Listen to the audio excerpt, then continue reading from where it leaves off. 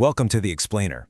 Today, we're going way beyond the simple idea of cause and effect. We're going to explore a framework where action, observation, and reality itself, well, they aren't three separate things. They're a single simultaneous event. So let's get right into it. Here's our roadmap. We'll start by looking at the world of two, of duality, and why it's a problem. Then we'll introduce a totally new reality based on three. We'll get into how measurement itself becomes the event, and then we're going to see this pattern pop up everywhere. After that, we'll dive into the system's logic, and finally, we'll get to the most important part, how you are the one that makes the whole thing work. Okay, first up, the problem of two. To really grasp this new idea, we have to start with the model we all know, the one that runs in the background of our thinking, a world defined by pairs and opposites. We're all so familiar with the model on the left, right? Duality. Things are separate, events happen one after another, a cause leads to an effect, and usually the relationship is one of opposition or conflict. But what if that's just incomplete?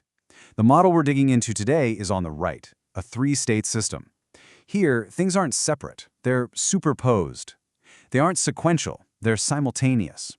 And they're not in opposition, they're in co-creation.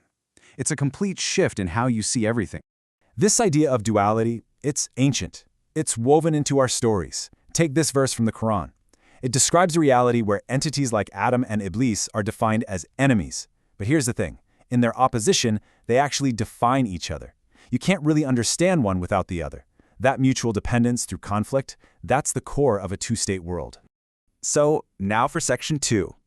This is where we break out of that two-state trap. We're going to introduce a third element, and it completely changes the game. The framework calls this the Triple-State Superposition. And look, this isn't just counting 1, 2, 3. It's about one single event, one single moment that just happens to have three different facets that all appear at the exact same time. And here's the kicker, the part you really got to get. The measurement is the event. They're not two different things. So the big question is how, right? How can three different things be one single simultaneous event? Let's unpack how that actually works. So here are the three projections of that one event. Think of them as a team. First, you've got the driver. That's the action, the thing that generates change. Then you have the witness. Its job is to measure the shape, the form of that change. And finally, you have the reader, who takes that whole event and locks it in as a stored record.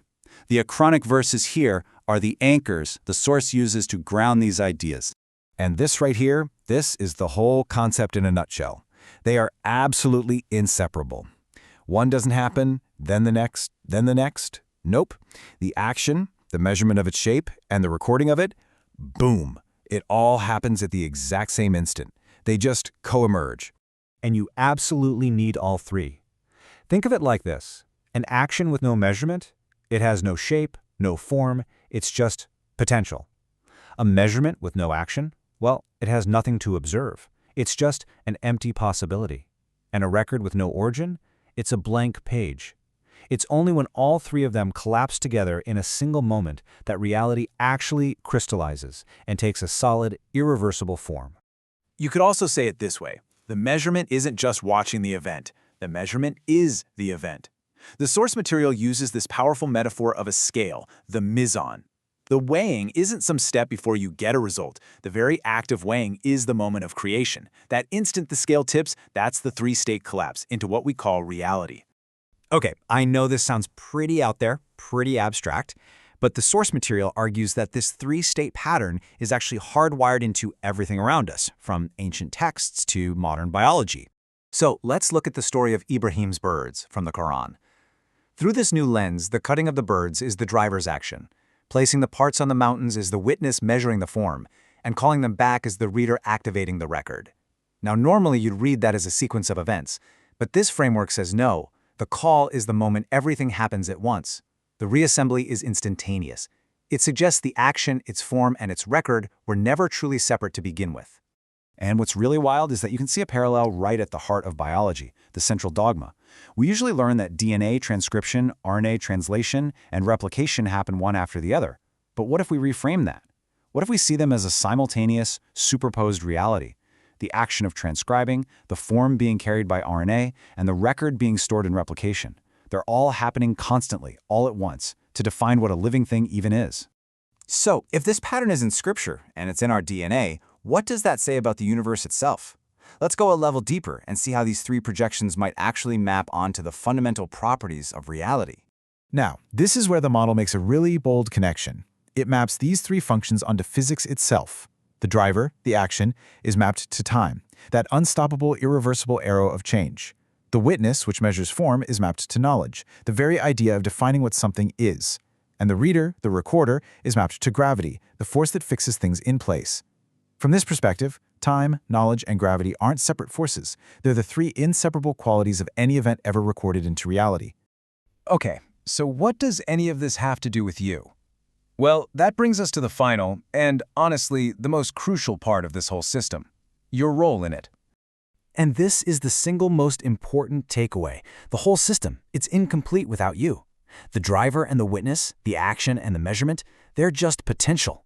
They're an open circuit waiting. And that circuit only gets closed, only gets sealed by that third component, the reader. And that reader, well, that's you. Your observation, your understanding, the simple act of you reading reality, it's not passive. According to this framework, it's the final necessary act that completes the event. You are the final node where the entire circuit closes, turning potential into a known, stored reality. So that leaves us with a pretty provocative final thought. If measurement is the event, and if your observation, your reading of the world, is the final act that closes the circuit, then what reality are you creating right now just by paying attention to it? What world are you helping bring into existence?